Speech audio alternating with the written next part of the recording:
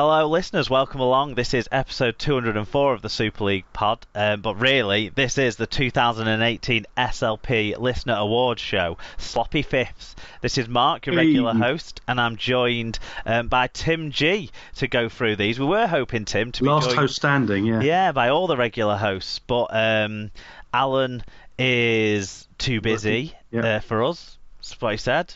The way he said no. Alan's got other things on, unfortunately. That took priority, and Sarah is poorly. So do make sure you send your well wishes to Sarah over social media for feeling poorly today and having to duck out of this special Sloppy's awards show. We've got loads of things to go through. Obviously, people who voted in the awards will know that there was some new awards this year, so we've got all of those to run through, as well as the listener dream team, the standard player of the year, and that sort of thing, the listeners listener of the year, and then the host giving out awards that we give out each year. So we've got loads to get through, but I thought Tim, and welcome along. I thought it'd be fun to start by revisiting some of the predictions that were made before the season. It's always fun to go back and look at your past self and examine and say, well, what was I thinking? It's like when you see an ex, for example, and you say, why did I think that was a good idea at the time? How did I overlook all these things? Well, I'll tell you something. The first prediction to revisit, Tim, is something that no one thought was a good idea, which was predicting the Catalan Dragons to win the Challenge Cup, because not one person who voted in the pre-season predictions voted for the Catalans to win the Challenge Cup. In fact, they were the only Super League side that didn't get a vote, other than Widnes. So, that's quite interesting. 9% of fans, though, did predict that Wigan would win the grand final. However, amongst that, there was only 2 voters who weren't Wigan fans. So well done to those 2 in particular. I was one of the 9% that voted. I mean, that's a surprise, isn't it? It's shocking. I didn't vote for Wigan to win the Challenge Cup, if that adds any balance to the equation. But yeah, well done to the people who voted. I didn't write down how many 9% actually was. Did you vote for Sean Loughlin as Man of Steel by any chance? I think. Do you know what? I should have opened up the prediction spreadsheet. I can't actually remember who I voted for as Man of Steel, but Ben Barber was actually the second favourite in the Man of Steel predictions amongst the listeners at the start of this season. Only the unlucky Alex Walmsley had more votes than in pre-season. Obviously, Alex Walmsley picked up an injury 5 games into the season, and we weren't able to see him realise what his true potential may have been in 2018. So a lot of people were right on board and right to select Ben Barber to be winning the Man of Steel. I honestly can't remember who I picked, but if I'd have been picking Sean O'Loughlin, for example, that doesn't sit right with how I would guess, because I'd be looking at what other people are going to think is going to happen. What other people would vote for. So what other people are looking for out of a Man of Steel sort of thing. So, such as playing more than 5 games in a row. I mean, a player who plays more than half of the season and is involved in winning the grand final, and stuff like that, did have a good season, but probably not Man of Steel level, but definitely Dream Team level. So let's not get back into that debate. Well, it's better than Adam Milner. Well, we'll see. We'll see if the listeners think that, Tim.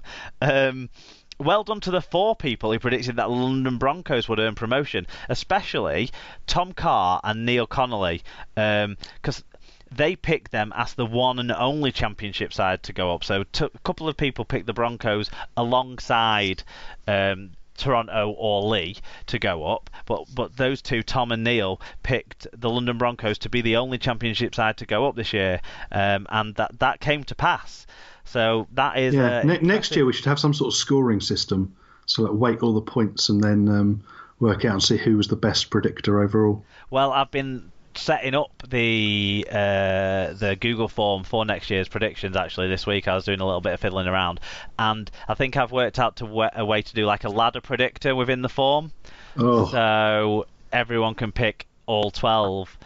So that could be a way of definitely giving some value to to who does best in their predictions. Bradford. I mean, it won't be me. Let's be. If this season's taught us anything, it's I'm not that brilliant at predicting one game in advance, yet alone the whole season. I mean, yeah, I the year before we started the Super League pod, I predicted every single team's league placing by 1 out, and that was because Huddersfield finished.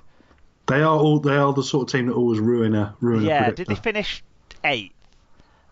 And I predicted him to finish some. Anyway, Huddersfield meant every other team was one position out of being absolutely spot on where I predicted them to be that season. And then ever since then, it's gone to shit.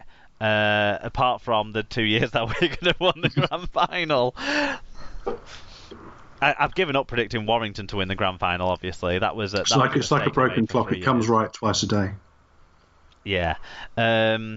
So Bradford and York, they were everyone's picks really for promotion. So they were the two most likely sides to earn promotion. So we got that right as a group overall, as the SLP family. I was one of 38 people who predicted both would go up. Almost everyone. When I looked back at it, about 90% of people thought Bradford would go up, so that was no surprise. But 38 people, and I can't remember what that was as a percentage, but 38 people predicted both Bradford and York. So that's pretty spot on. I haven't bothered to put who predicted what for relegation from the Championship to League One, because hey, that changed, didn't it? That made a right fucking mockery of our predictions. Well, that's the thing. Yeah, maybe it should be a section on the form for next year. What are we going to say now that's going to completely change 2 weeks before the end of the season? Well, good segue, because kind of that's why we have the say what predictions. Ah, there we go. Isn't it? Which is basically where we ask you guys, for anyone uninitiated, new to this, the sort of SLP season preview and review sections. That's where we ask people to make kind of out there predictions for what could come true. That it's a little bit of fun really. In the NFL, they might call them a bold prediction or something like that, but kind of something a little bit beyond just the who's going to win what and stuff like that. And some of those predictions actually have aged pretty well, Tim. So Graham, he didn't give his surname, but he said that a lower league team would knock out a Super League team in the Challenge Cup, which leaded to Salford in round 6. Peter Nelson said Widnes would drop out of Super League. He wasn't the only person thinking that would happen either. So well done to everyone. Well done then. Who picked that. Aaron Smith, he played a blinder. Hero call here, yeah. Yeah, he called it that London would play Toronto in the £1 million game. So excellent work there, Aaron. I'd say that's one of the best predictions we had, really, the way it's all panned out. John Murray, he said that the BBC Five Live commentator. I think it's a different one, but with great predictive powers, because he said Nigel Wood's replacement would be similarly inept at understanding how rugby league needs to be run.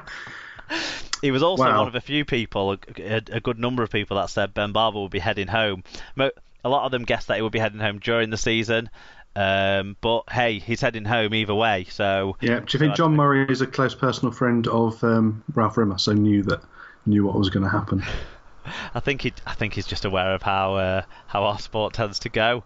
Really. Lowest offer wins. Yeah. Next year, did you hear the Man of Steel is going to be awarded for the player who does the best in the playoff semi-final and final? And Lee Randall, he predicted that there would be no Bristol team ready for League One in 2019, and of course, no tumbleweed signs of is anything rolling through the West Country about League One presence. Well, apparently they're all joining this League One South or whatever it's being called. Well, hopefully. Adverts have been placed for players. To get back into that. Adverts have been placed for players in the Bristol area, apparently, which was news to someone who used to be involved in the Bristol Sonics, who I spoke to the other week, which was quite interesting. Right. Well, we're all for Bristol's a big city in this country, relatively. So I'm all for a team getting some amateur presence, getting re-instigated there, because it's a shame how things have kind of gone backwards there, and places like that provide a link to the southwest as well, where we know there's a big rugby community, both league and union, and it's just about getting the best talent from there to find a pathway up the pyramid, and we don't have that at all at the moment. So hopefully something good there. But brilliant prediction from Lee, if not one tinged with sadness and regret and disappointment. Probably from Lee more than any of us, if anything. That's a bloke who lives down there, who's looking for a team to get behind, and every time he gets one, they get taken away from him. So yeah. Well, me too. It's only 45 minutes down the road. Yeah.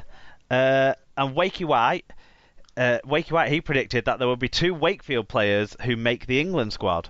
Now, one of his predictions was Matty Ashurst, so he, but let's give him credit for predicting 2 Wakefield players making the England squad. Tom Johnson, who he did mention, and Reece Lynn were the 2 that made the England squad. So I think that's pretty good going. That's not bad. Some, though, Tim, have not aged as well as the ones we've just mentioned. For example, loads of people said, probably more with hope than expectation, but loads of people said that Wigan would have a bad year and that we'd see Sean Wayne be the first coach sacked. Well, there we go. Now, in a weird sort of way, he was kind of the first coach.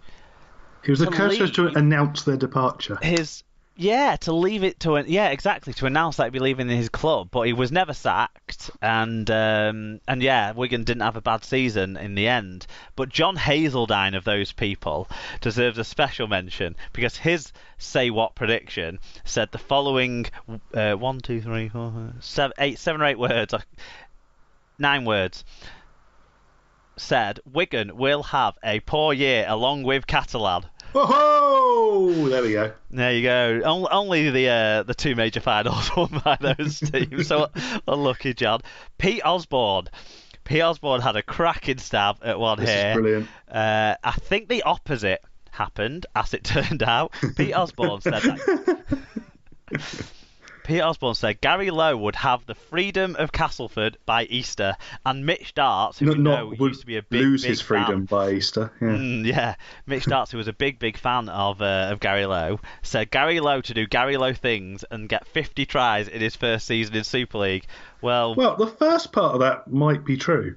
Well, we don't know. We didn't know what Gary Lowe things were, I suppose. He assumed Gary Lowe things were scoring at a try a game, and technically he did do that in Super League. Yeah, I mean, he never says the legality of Gary Lowe things either. Exactly. A special mention for Mike Dodd, who would have earned a place on both the aged well and aged poorly list, because he gave a few bullet points of predictions. And it ended up with a mixed bag for his say what's. He said it's up and down. Yeah. He said Ben Westwood will get no bans and LMS would chop his locks off, and those 2 things did happen. Yeah, 2 out, 2 so far. You're doing all right, Mike. He also though said Liam Watts wouldn't get a red card all year. I mean, come on. And Jake Connor wouldn't be a prick. Well, he's our prick now. He's all of our prick. I completely agree, but it doesn't mean he hasn't been a prick. I mean, the ones that spring to mind especially was Featherstone in the Cup.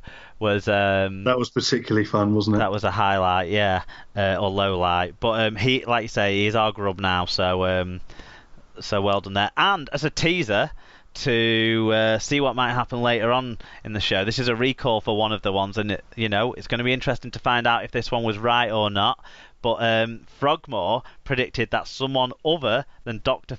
Bob Phillips would win the Dr. Bob Phillips Listener of the Year award. So stay tuned. A little bit of a teaser for all you out there who are sat on the edge of the seats hoping that you won in that category, because maybe someone else won, maybe it went the way it's gone all the years before. We shall see.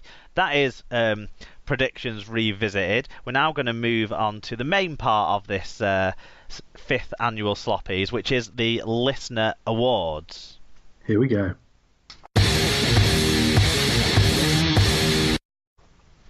So, Listener Awards now then. We'll start with your 2018